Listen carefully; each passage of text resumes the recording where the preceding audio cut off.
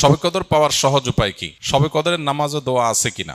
রমজানের শেষ দশকের কোনো আমল আছে কিনা, কি কি আমল করতে পারি? শবে কদরের রাত যেহেতু একেবারেই চূড়ান্তভাবে ফিক্সড কোনো রাত নয়, সেজন্য শবে কদর পাওয়ার উপায় হলো রমজানের শেষ দশকের প্রত্যেকটা রাতে ইবাদত করা। প্রত্যেকটা রাতে ইবাদত করার যদি সুযোগ না হয়, তাহলে কমপক্ষে বেজোড় রাতগুলোতে ইবাদত করা। নবী সাল্লাল্লাহু আলাইহি ওয়াসাল্লাম বলেছেন, তাহাররাউ লাইলাতুল কদরি ফিল বিত্রি মিনাল আশরিল আওয়াখিরি মিন রমাদান। রমজানের শেষ দশকের বেজোড় রাতগুলোতে তোমরা কদর তালাশ করবে। তার মানে এর মধ্যে যে কোনোটা হতে পারে। আল্লাহ তাআলা বিষয়টাকে উজ্জ্বল রেখেছেন কেন? হাফেজ ইবনে হাজার আসকালানী রহমতুল্লাহ আলাইহি বিশ্ববিখ্যাত হাদিস ব্যাখ্যাতা, হাদিস বেত্তা, তিনি সহিহ বুখারীর বিখ্যাত ব্যাখ্যা গ্রন্থ ফাতুল বারিতে লিখেছেন যে আল্লাহ রাব্বুল আলামিন লাইলাতুল কদর নির্দিষ্ট একটা রাতকে ফিক্সড করে না দিয়ে, এই যে শেষ দশক আবার বেজোড় রাতগুলোর মধ্যে সম্ভাবনা বেশি, এটা করেছেন যাতে করে আমরা বেশ কয়েকটা রাত ধরে ইবাদত করতে পারি। এখন মনে হতে পারে এটা তো আমাদের কষ্ট হচ্ছে, আমাদের জন্য বোঝা হলো, ফিক্সড হলো তো আমাদের জন্য সহজ হয়ে যেত।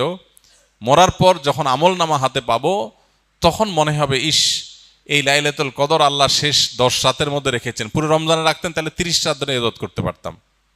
কারণ তখন লাভটা চোখে আসবে এবং দেখা পড়বে। তো এই জন্য লাইলাতুল কদরের জন্য শেষ রাতে বেশি বেশি ইবাদত করতে হবে। এটা হলো লাইলাতুল কদর পাওয়ার সহজ উপায়। আরেকটা সহজ উপায় আছে, সেটা হলো যে এতেকাফ, যেটা এতক্ষণ বললাম। আপনি মসজিদে দিয়ে এতেকাফ করেন, তাহলে লাইলাতুল কদর পাওয়াটা এমনিতেই সহজ হয়ে যাবে। এমনকি এতেকাফকারী ব্যক্তি, যদিও শেষ দশকে নবী সাল্লাল্লাহু আলাইহি ওয়াসাল্লাম রাত জেগে থাকতেন, যদি কোনো কারণে তিনি ঘুমাতে হয়েছে, ঘুমিয়েছিলেন, তারপরে এতেকাফ করার ব্যক্তি ঘুমাইলেও সেটা ইবাদতের মধ্যে।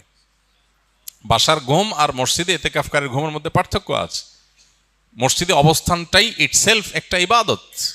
অতএব আপনি যদি চান যে আমার লাইলাতুল কদর মিস না হোক, তাহলে তার জন্য সবচেয়ে মোক্ষম সুযোগ এবং সবচেয়ে সহজ উপায় হলো এতেকাফ করা।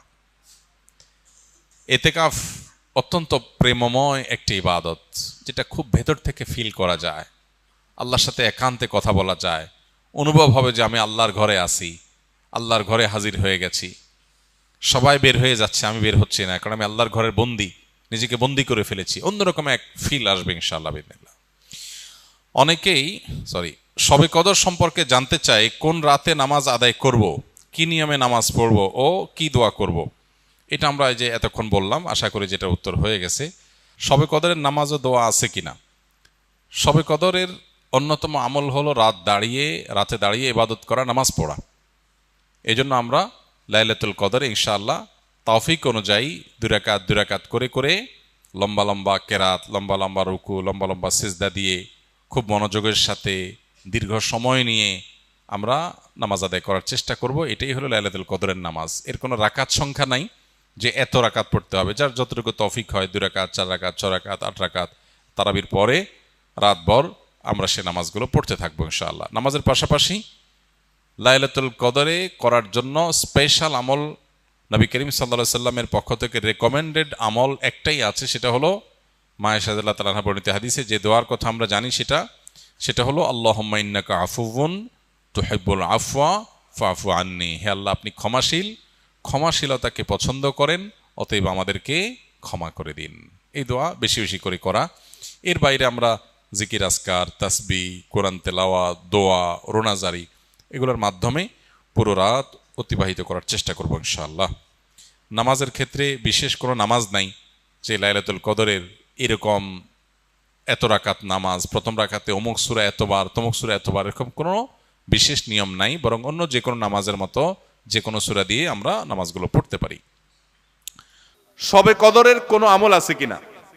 শবে কদরের আমল আছে ভাই। শবে কদরের সব ধরনের ইবাদতই করার চেষ্টা করতে হবে সাধ্য অনুযায়ী, যেগুলো করা সম্ভব হয়। বিশেষ করে কোরআন তেলাওয়াত করা, 2 রাকাত করে লম্বা কেরাত, লম্বা রুকু সিজদা দিয়ে যতটুকু পারেন নফল নামাজ পড়বেন।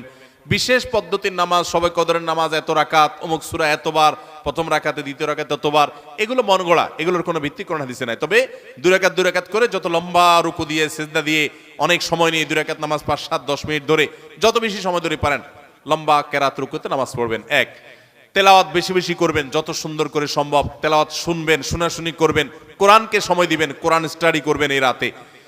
আর বিশেষ করে একটা দোয়া আম্মাজান আয়েশাকে রাদিয়াল্লাহু তাআলা আনহাকে নবী করিম সাল্লাল্লাহু আলাইহি ওয়াসাল্লাম শিক্ষা দিয়েছেন, আল্লাহুম্মা ইন্নাকা আফুউন তুহিব্বুল আফওয়া ফাআফু আন্নি। আল্লাহ আপনি ক্ষমাশীল, ক্ষমাকে ভালোবাসেন, আপনি আমাকে ক্ষমা করুন।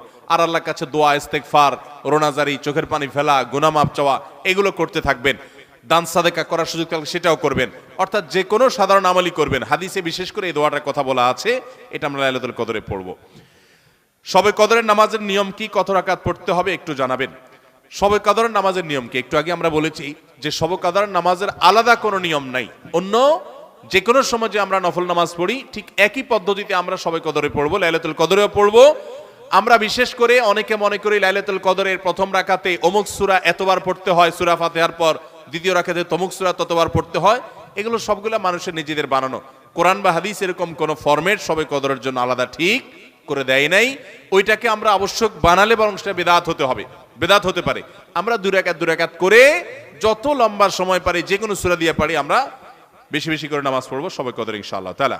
রমজানের শেষ দশকের কোনো আমল আছে কিনা, কি কি আমল করতে পারি? রমজানের শেষ দশক হলো আমলের সবচেয়ে গুরুত্বপূর্ণ দশক। ভাইরা আমার, নবী করিম সাল্লাল্লাহু আলাইহি সাল্লাম সম্পর্কে আম্মাজান আয়েশা বলেছেন, কানা ইয়াজিতাহিদু ফীহি মা লা ইয়াজিতাহিদু ফী গায়রি।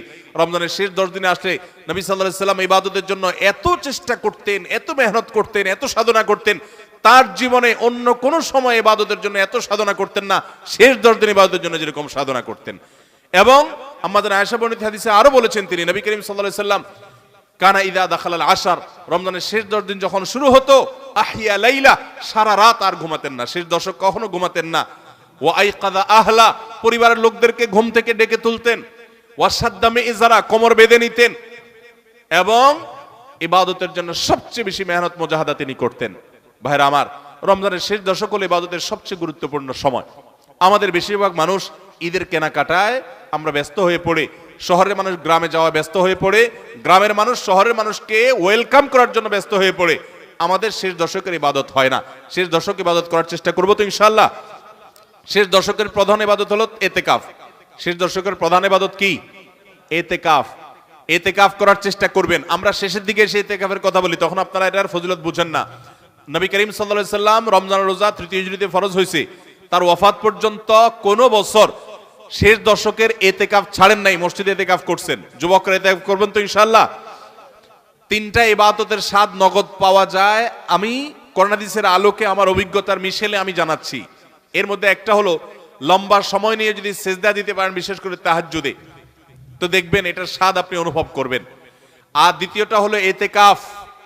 এতেকাফ রমজানের শেষ দশক যদি মসজিদে বসে যেতে পারেন, গাঠি বুসকা নিয়ে, কিচ্ছু করতে পারেন না, শুধু বসে গেছেন মসজিদে 10টা দিন, আপনার ফিল হবে যে আপনি আল্লাহ তাআলার চৌকাঠে এসে পড়েছেন। এতেকাফের মজা যারা একবার পায়, তাদেরকে এটা থেকে দূরে সরা রাখা যায় না। আর 3 নম্বর হলো আরাফাতের ময়দানের দোয়া।